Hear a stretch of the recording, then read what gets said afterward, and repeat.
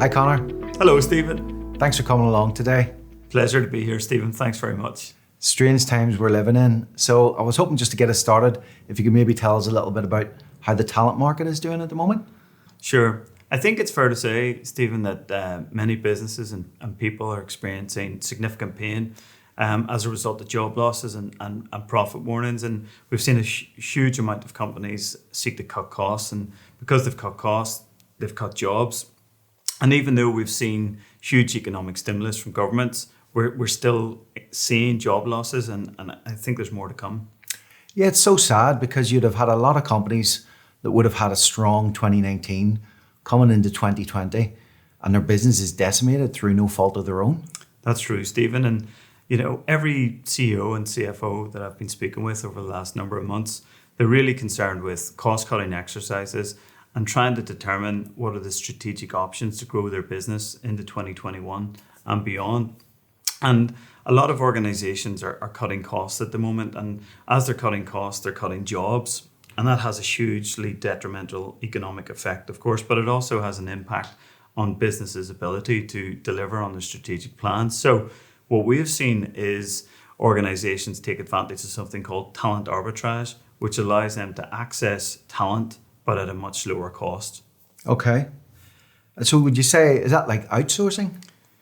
That outsourcing is part of it, Stephen. There's no doubt about that, right? But also offshoring is exceptionally common in relation to this. So over the years, you would have seen a lot of growth in countries like Poland and India, where offshoring is very common. But increasingly, we've seen companies utilize what's called the gig economy. Right. And is that, you mean like Deliveroo and Uber? Exactly, Stephen. So they'd be probably the two best known examples of gig economy companies. But I suppose what a gig worker is, let's look at that first. A gig worker is someone who provides their services as an independent contractor or freelancer. And some of them, of course, are delivery drivers, but there's also a large cohort of workers that are providing, more established IT technology work or development work all around the world. And of course, there's millions of these workers that are currently utilizing gig platforms to provide their services. So how would you go about finding these people? Great question, Stephen. So some of our listeners may be aware that there's absolutely hundreds of what's called gig economy or gig platforms that allows organizations to access gig workers all over the world. However, with all things that seem exceedingly simple, connecting a job or a task with a gig worker, there's a degree of complexity there, and there's absolutely hundreds of these platforms.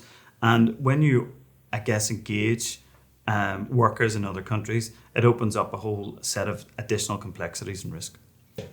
So that's a challenge in itself. How do you go about actually finding people then within specific countries? Great question, Stephen. I think if we look at the European Union, for example, right? If we see in the European Union, we see hourly labour costs vary hugely, right? So in countries like Bulgaria, you've got an hourly labour cost of €6 per hour.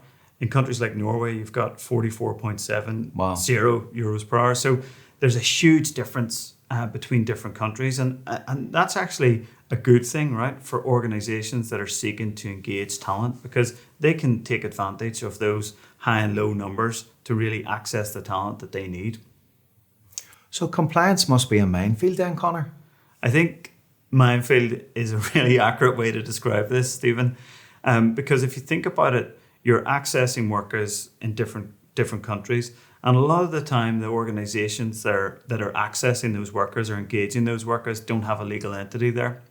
And that doesn't pose a challenge in and of itself. But where the challenges come in really are threefold. One is financial, one is legal, and the biggest one probably for organizations globally is reputational.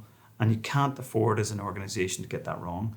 And then, of course, there's what we call the IP challenge. All right. What do you mean by IP? So IP is intellectual property. So your organization's proprietary and confidential and sensitive information.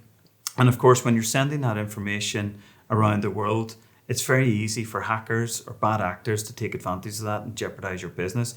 And of course, you might be engaging workers overseas in new markets that have access to your IP. So the key consideration is, how do you protect that? And that's where we really step into our own. Right. Okay. I mean, from what you've told me already, there seems to be quite a lot of factors to consider. Is it really worth it? We would argue yes, but I guess you would expect me to say that. But I think when you look at the figures really speak for themselves, Stephen. And if I can explain it in this terms, by utilizing talent arbitrage, you could actually save your organization up to 50%. Wow. When looking at different comparable talent. So let's say we had a whole bunch of developers in Netherlands, and if you look at somewhere like Romania, there could be a cost differential of up to 50%, and you're still accessing that same quality of talent. So, Sure.